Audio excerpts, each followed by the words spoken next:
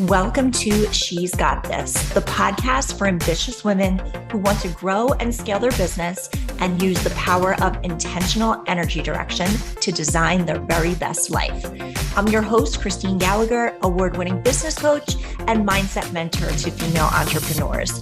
If you're ready to own your brilliance while making bank, step into the absolute best version of you, and become a force for positive change in the world, you're in the right place.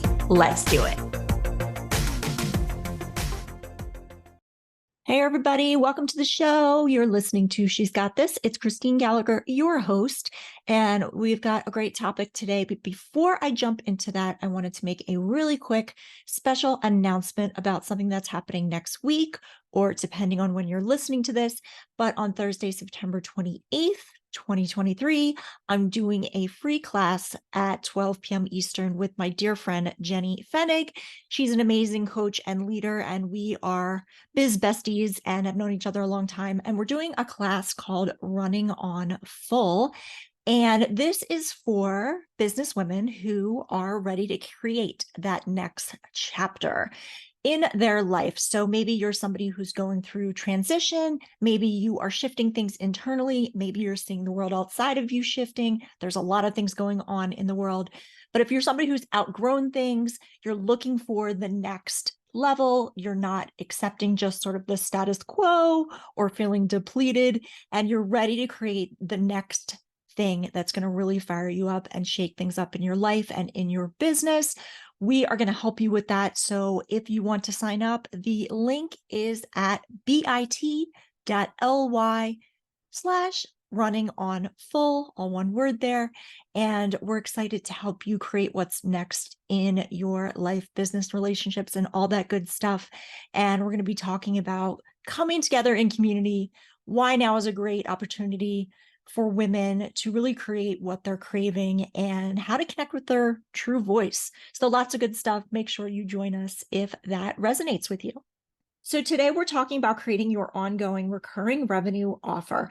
And what we mean by that is it's an ongoing offer. So it's not just a session or a couple of sessions. It's not even usually a month or 3 months. It's usually a longer term program. So typically 6 months or more. And we say recurring revenue because exactly like it sounds like, we're talking about revenue that comes in every single month. It's ongoing revenue that comes in when your clients sign up. Usually a lot of them will be on payment plans, not always. We love pay in full too, but the recurring revenue comes from payments that come in month after month. So to talk about this, we have to talk for a second about business models. Now, I have a certain way that I teach things in my business, but it's not the only business model that my clients have. My clients have a few different types of business models, but just to illustrate this recurring revenue offer, I want to share one way that my clients do it. So one way that we incorporate this recurring revenue offer is by using what I call a front-end offer or a first step offer. You might also hear it called a flagship offer. And the idea is it's a shorter term offer that your clients can go through, get some quick wins with, and then flow into that longer term ongoing recurring revenue offer. So for example, in my business, I have a front end offer, and this is going to sound very meta, but this is what I teach. I have a front end offer that's a shorter term offer. It's about 6 weeks. And in it, I teach people how to create their own shorter term front end offer.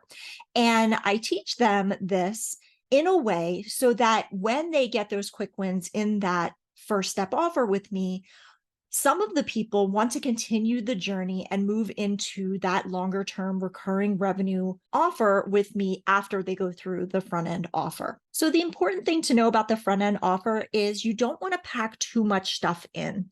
Typically, we're talking about 4 weeks or 6 weeks, usually the most 8 weeks.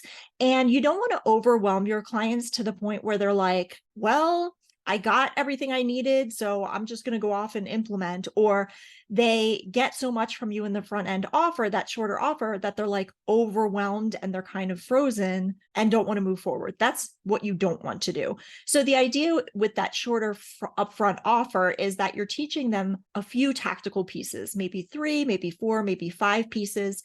you're getting them some quick wins, and you're also illustrating that there's more that they can do with you going forward, which you can save for that recurring revenue offer, which they can step into next after that front end offer. So again, just to illustrate this with an example from my business, if people go through my first step offer, which is teaching them how to create their front end over 6 weeks, and they get some quick wins, they're excited, and then they can continue on with me into my own recurring revenue ongoing offer, which in my case is a 12-month mastermind.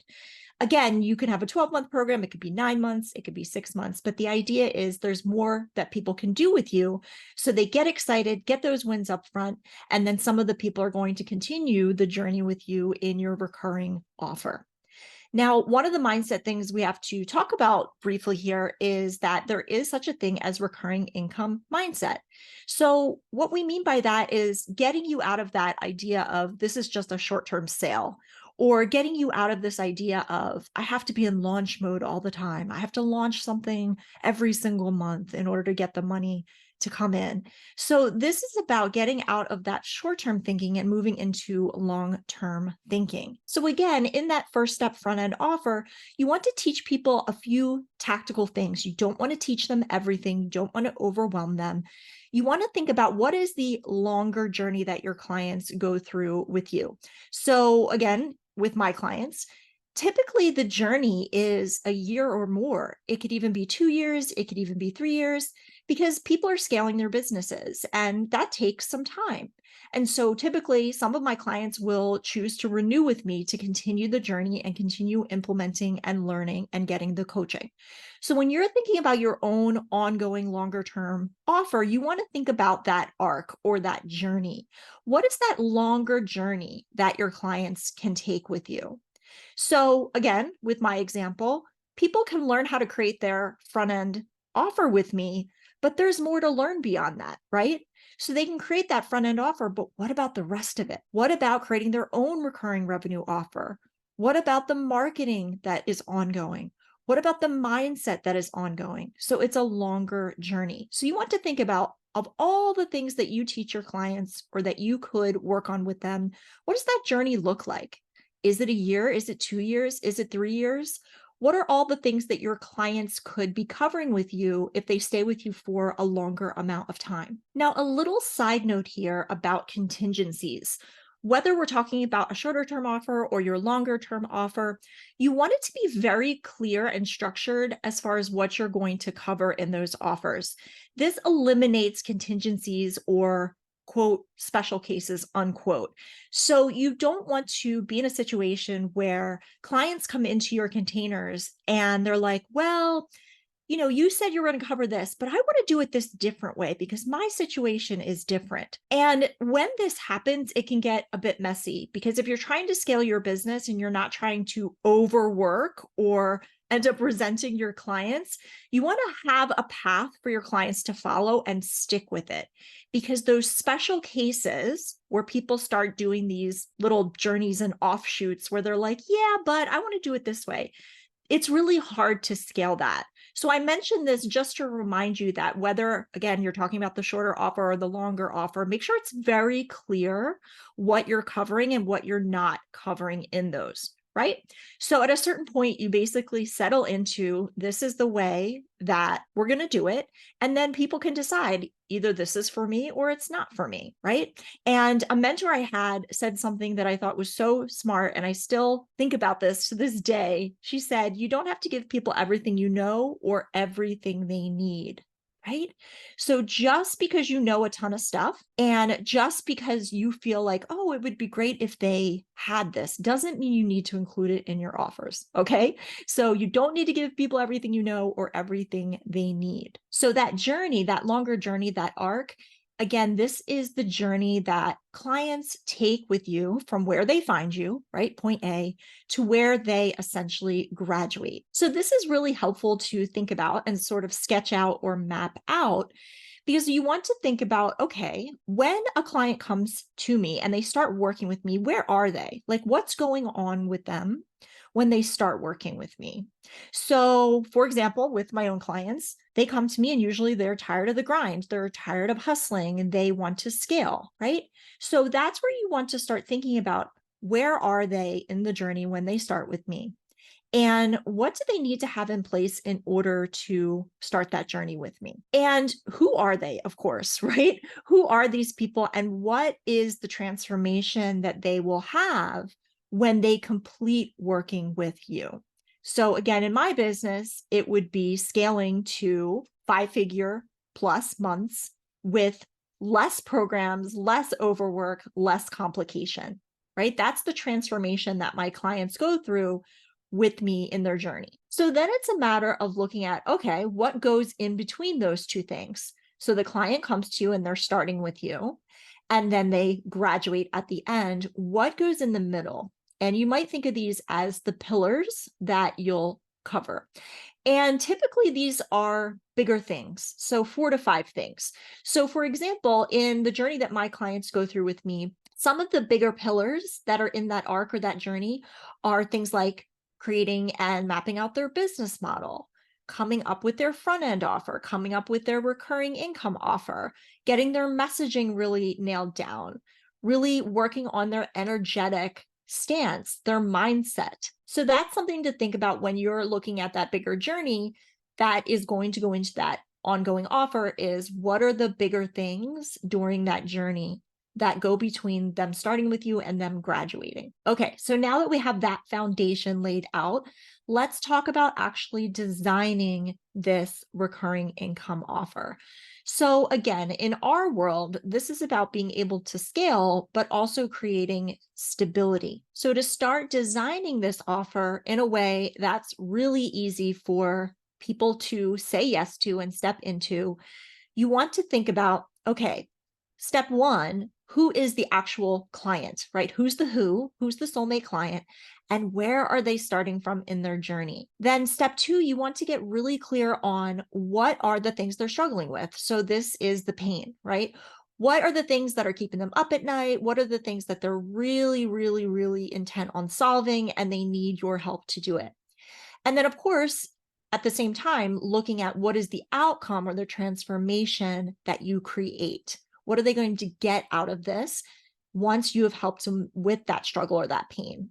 And it's also really smart to, at this point, think about how am I different from other people, right? How am I different from other people who might do similar things to me? Then you want to start thinking about asking yourself questions because this is where the program design comes in. And by the way, to remind you, these are longer term offers, these recurring revenue offers, and they're also high ticket, of course, and they're typically priced at 10K and above. Now, when you're asking questions around the program design, it goes back to, yes, the specific outcome that you want people to walk away with, and what is the amount of time that you want them to do that in. So could it be 6 months? Is it 9 months? Is it 12 months?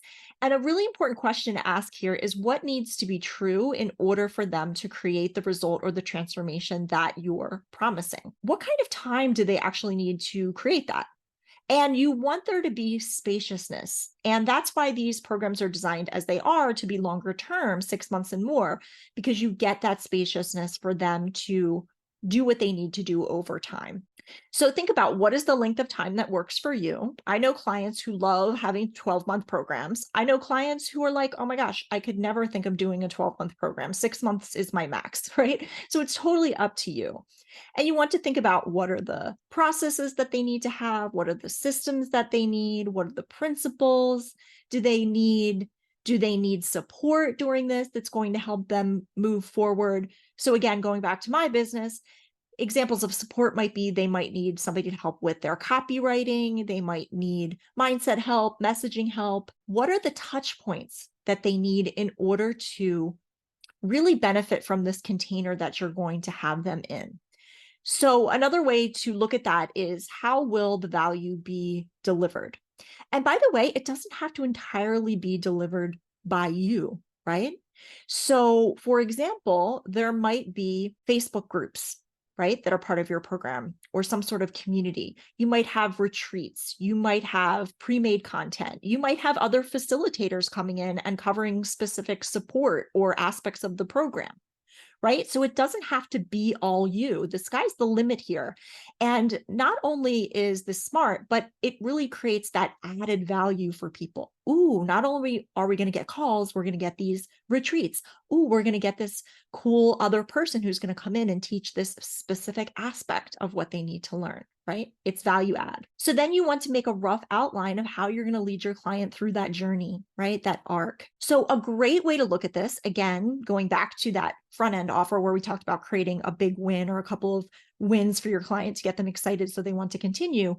The same thing applies with the ongoing offer. You want to think about what is a really nice tangible outcome that's specific that you can give your clients in, let's say, their first 90 days. So an example would be, okay, when you come into this program, you're going to, if we're talking about my business, you're going to design your front end offer that's going to be a high ticket. So let's say it's 5K. And you're also going to be able to enroll 6 clients in that in the first 90 days, right? That's a pretty awesome win. So then the next thing to do is think about the container itself. What are you going to have inside this ongoing program? So examples might be you're going to have content, you're going to have regular calls, you might have retreats, virtual or live. You don't necessarily have to do like a call every week. But what I have found is it's nice to have a feel of one call per week, right? So maybe you have somebody else come in and do some of the calls. Maybe you have an associate coach.